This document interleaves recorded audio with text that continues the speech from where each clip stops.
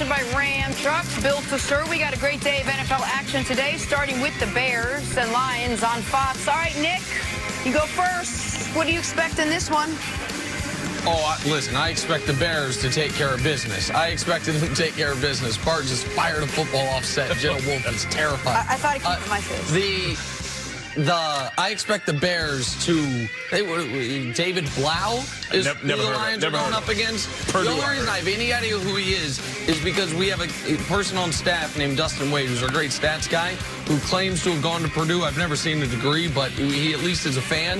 And he told me he played quarterback for Purdue last year. But other than that, that's all I know about that character. I expect Khalil Mack to have 3 sacks, a couple strip sacks, and the Bears to win this football game. Yeah, absolutely. I think it's just too much to handle. I think Mitch Trubisky last week found something, in the second half against the Giants. Found something? Yeah, it's called running with your legs because you can't throw it, run it with your feet.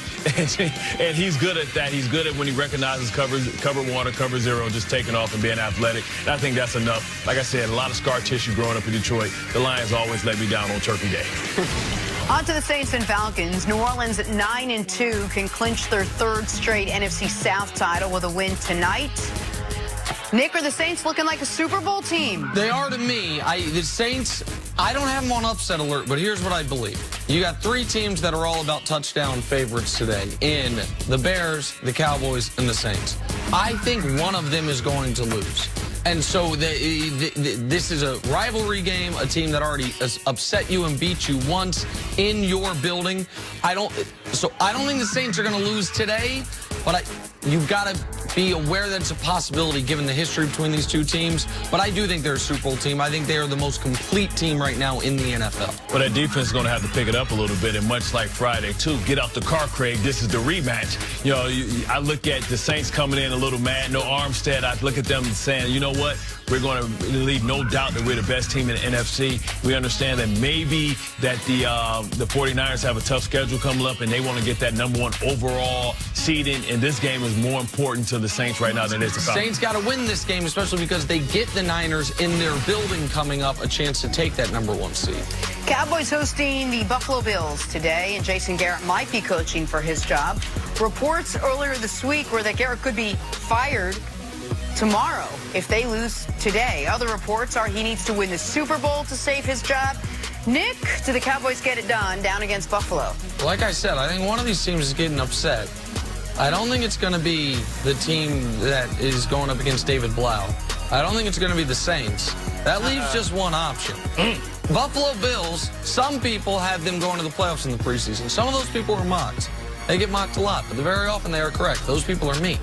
And I think the Buffalo Bills, Josh Allen's done a very good job of taking care of the football the last 7 weeks. I think Josh Allen has 2 turnovers in the last month and a half compared to Dak's 8.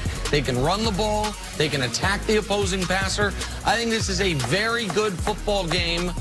I think the Buffalo Bills find a way to win today, which is the final nail in the proverbial coaching coffin of Jason Garrett with the Dallas Cowboys. This is a tough matchup for the Dallas Cowboys. I mean, styles make fights. I say it all the time. You talk about a team that doesn't give up big plays. Tre'Davious White, we watched last week. Stephon Gilmore shut down Cooper. Now, I know Cooper at home averages 135 yards receiving on the road. It's a disparity of about 100 yards at 34.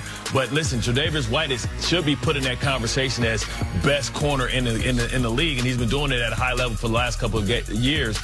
Buffalo gives up less big plays than almost any team not named the New England Patriots. Dak's going to have to earn it. It's going to be interesting in that fight inside the trenches between Star Lotulelei and Ed Oliver. If they can control the line of scrimmage, Dallas could be in trouble. All right, let's stick with the Cowboys. While Jason Garrett's getting the headlines, the other big question in Dallas is that looming contract for Dak Prescott. Dak entered the season without one, and since then has quietly led the NFL in passing yards. Jerry Jones was asked about the possibility of signing Dak to a mega deal. Take a listen to what he had to say. Let me just say this. I think all of us, including the fans, want to win a damn football game. Okay? Now, I know we've got a lot of other things to think about. Who's coaching, who's playing, who's compared to another player someplace else. How about let's win some ball games, folks? We can take that other stuff. I'm not known as a guy who gets hand cramps when I'm writing checks. Jerry Jones does nothing but entertain at this point. Nick, has Dak shown that he should be the highest paid player in the NFL? No, obviously shouldn't be the highest paid player in the NFL, but I understand the idea is next man up. It's his turn. And he's had a good season. No, he's had an excellent season. Deshaun Watson's going to get paid soon. Patrick Mahomes going to get paid soon. And those guys obviously deserve, if you will, to be paid more than Dak. They're all going to be paid incredibly well. The question, though, is for the Cowboys. As good as Dak's been, do you believe this is who he will be every year? Because when you pay a quarterback this money, that's your only path. So just look at the quarterbacks who get these big deals, and the success or failure of their team then goes totally, directly correlated. How good are they? Now, you might say, well, didn't Jimmy Garoppolo get one of these big deals? Kind of. His was structured so oddly that Jimmy Garoppolo has not played great this year. His team's awesome. You know why? Because cap hit-wise, there's a dozen quarterbacks with a bigger cap hit than Jimmy Garoppolo this year because they front-loaded it so much last season. Kirk Cousins got one of these big deals. Last year did not play up to it. The team underachieved. This year's played great. They're 8-3. Russell Wilson got one of these deals. He's been awesome this year. His team's been very good. Jared Goff got one of these deals. That hasn't even fully kicked in. He's been bad. His team has not been good. Carson Wentz got one of these deals.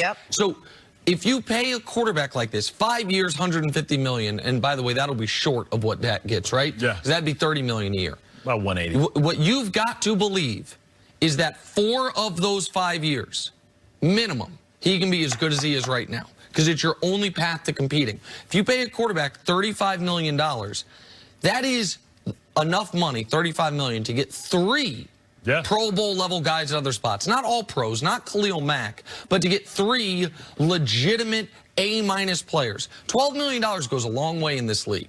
And $12 million would put you in the top 10 paid at any position other than quarterback. So is he good enough to offset 3 other players? I don't think Dak is. He's played that well this year, but is that the new normal? If it's not the new normal, then you end up regretting the contract. Exhibit A was Joe Flacco, bet on himself, won a Super Bowl, lost Anquan Bolden, lost Ed Reed, eventually lost, I believe Ty Heat was gone, but he lost good players, integral players in their success.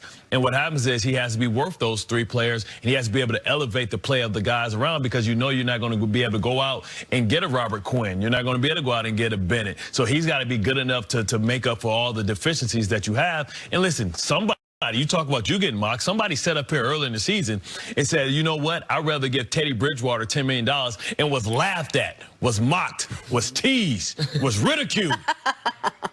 All those things. And then Teddy Bridgewater went out and beat Dak Prescott and then played much better after that. So you have to ask yourself, is Dak a good player in a good position, but can he be a better player on a bad team with less personnel? And my answer is no. Now, no matter what, they don't have any choice. They have to do it, because you're saying if I don't have him, then who?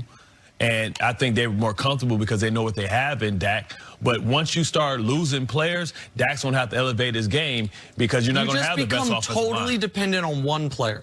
And you might say every team's totally dependent on their quarterback. No, they're not.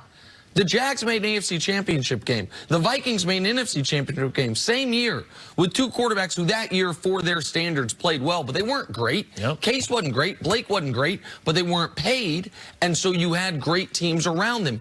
Do you want to be totally reliant? I don't mind being totally reliant on Russell Wilson. He is that good. I don't mind being totally reliant on Aaron Rodgers. But what have we seen? Even before he got this newest deal, he gets hurt, you are cooked. Done. You're finished. I don't mind as a Chiefs fan. We're going to be totally reliant on Mahomes. He's that good.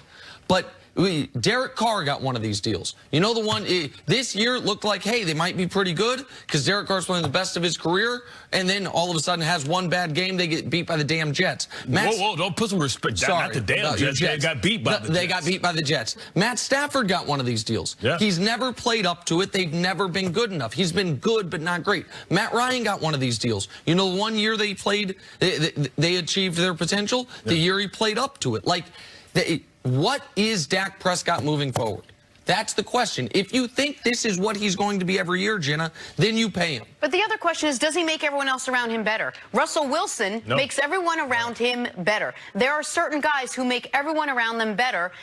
Dak may be having a great year, but look where the team is right now. What does Eric Mangini call it? Look where they were last year. Force multiplier. Look where they were last year and what they had to do to get his potential out. They had to go out and trade a first-round draft pick for a proven player. The quarterback bubble is going to burst. And by that, I mean this. There is going to be a team. I thought it was going to be the Rams. And they now regret it that it wasn't them. That is going to draft one of these quarterbacks that's good but not great and never pay him. End up letting him walk or trading him for picks and starting the process over, keeping all the talent around him. That team's certainly not going to be the Cowboys, and I don't know. I wonder if they're going to regret it. All right, we got to take a break. Coming up, is Lamar Jackson about to expose the 49ers defense? That's next on